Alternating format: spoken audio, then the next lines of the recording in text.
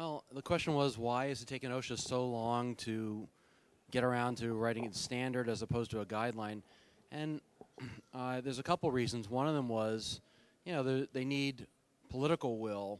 Under the last administration, we had 8 years of inaction because they didn't want to put out any standards. They felt that any standards are bad standards. But also, over the last 10, 20 years, Congress and the White House have put more and more stumbling blocks in the way of OSHA to putting out regulations. They don't want to put out regulations. If they want to put out a regulation, they have to look at the impact on small businesses, the impact on paperwork. They've got to go through a health effects review, a peer review panel. There's all sorts of things that are sort of stumbling blocks that OSHA has to get over. And I think, so it's taken a long time for that reason. And they've also been busy with other kinds of regulations and don't have the resources. Only 3% of OSHA's budget is devoted to standard setting. The rest of it goes to enforcement and to the states and compliance assistance, et cetera, but very, very small percentage, only about $15 million a year for all of OSHA's standard setting and guidance activities, period. So they really don't have the resources they need to do it, and the last administration, they didn't have the political will. So I don't know if you want to. I would only add that in those 37 years since NIOSH put out its criteria document suggesting that you cut the PEL in half, that there have been a number of Democratic administrations that maybe felt a little more inclined to go forward with this regulation. I'd like to, 37 years since 1974, I'd like to have those 37 years back. I think all of you would like to have those 37 years back too. It's not only a question of not wanting to do it or having the political will. It's also a question of what is the actual target? What are we trying to accomplish here? Are there other ways of accomplishing it without going to a lower PEL, for example, which is going to be very costly? And I don't know about the people in this room, but I represent an industry where probably more than 55% of the jobs in the refractories industry over those last 37 years aren't there anymore. So, there are ways to protect our workers that don't cost what this rule is going to cost. Yeah, let me just respond to that a second. One of the questions is, they say, oh, well, why don't we just enforce the current PEL? But you got to realize OSHA's enforcement capabilities is very, very small. How many inspectors do you think OSHA has nationwide? If you combine all the federal inspectors and all the state inspectors, there's about 2,200 inspectors for millions of workplaces. I mean, the chance that they're going to be able to come out to your job site and inspect you is very, very small. And the problem in construction is if they inspect you on one day and you're cutting block a lot that day, maybe you're not doing it the next day. So if they measure the exposure on one day, it may tell you nothing about what the exposure is the next day. It really doesn't make much sense in terms of, and enforcement's very difficult of health standards in construction. Only 5% of the OSHA inspections in construction are health inspections. 95% are safety inspections. So that's one problem, I think, in terms of the enforcement issue. So I don't know that that's realistic. In terms of the cost, there have been studies done that looking at the cost that OSHA estimates and what the ultimate cost is once the standard goes into effect. And almost in every case, the amount that OSHA has estimated has been dramatically overestimating what the actual costs were.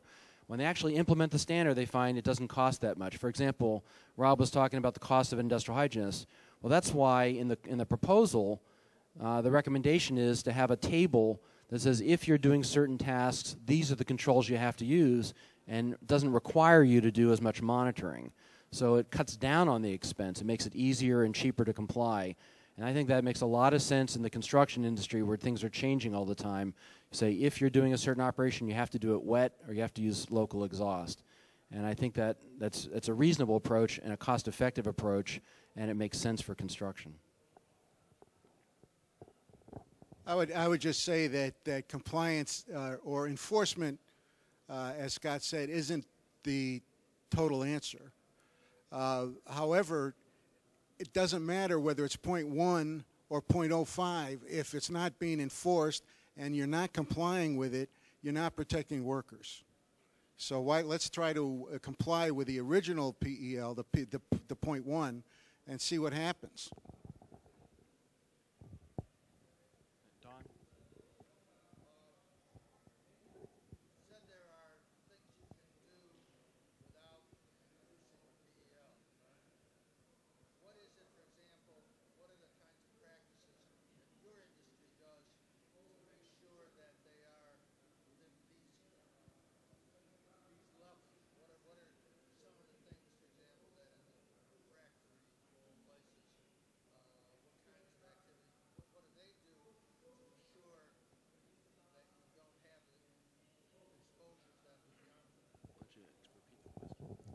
The question was, what is the refractories industry? And I think by implication, what should people be doing to ensure that exposures are at acceptable or the current level?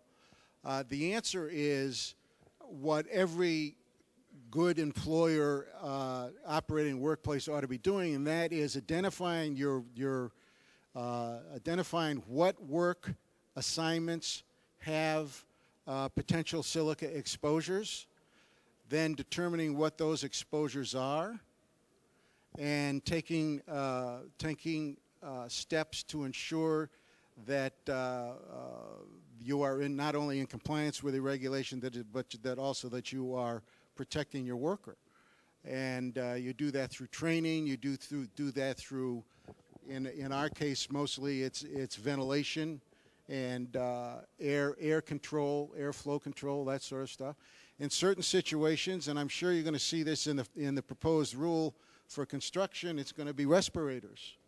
You know, there are clearly instances of acute exposures of short duration, or other situations where ventilation and dust control is not the answer, and that you have to go to personal protective equipment.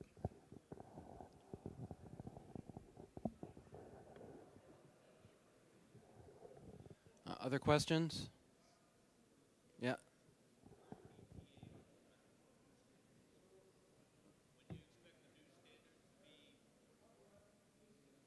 Okay, yeah, the question is, when's the new standard expected? Well, this is another thing that I think I wanted to bring out, is the proposal will come out this summer. I mean, we were hoping for June, maybe August. When the proposal comes out, that's just, in many ways, one of the initial steps. In the fall, there'll be hearings, public hearings, where anybody, including yourself, could get up to the hearing and talk about the proposal, what you like about it, what you don't like, what you don't think is feasible, you know, how we could make the how OSHA could make the proposal better. Then OSHA then they leave 60 days for people to comment after the hearings and submit additional evidence. And then OSHA has to look at all the evidence and decide whether to go with their original proposal or to modify it. That normally takes about a 2-year period. And then once that period's over, they publish the final rule, which say it comes out in 2013 or 2014 maybe. Then they normally give people 60 days or 90 days to comply. So, and then if there's a lawsuit, sometimes, in many cases, the industry will file a lawsuit over the proposal because they don't believe it's necessary or it's too strict. Then it'll go to the courts, and the courts can then put a hold on the standard for a year or two until they decide whether to uphold the standard or send it back to OSHA for revisions. So I would not expect the proposal to be finalized until 2014 is my guess. So I wouldn't get all anxious about it yet. I think we're going to have a long time to talk about this. And I encourage every one of you, when the proposal comes out, to look at it, talk about it with your trade associations, with your unions, and see what you like about it and what you don't like. I mean, they want to put out a proposal that is reasonable, that's feasible, and that makes sense, and is also protective.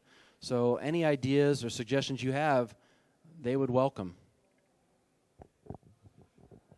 Normally, I would agree with your and I think it's a very realistic schedule that Scott has laid out as far as what a routine OSHA rulemaking looks like. If I got to be the industry wag here for a minute and say that it would be my feeling that you might see a final rule proposed between the 2012 presidential election and the 2013 inauguration. Let me just remind. The first OSHA hearing I ever went to was on asbestos in 1984. OSHA put out a proposal to dramatically lower the asbestos standard proposal. In 1984, we had hearings, and my daughter was born on the third day of the hearings. And every year I would go to them and say, well, she's in kindergarten now, she's in 4th grade now, and eventually it took them 10 years to finalize that proposal.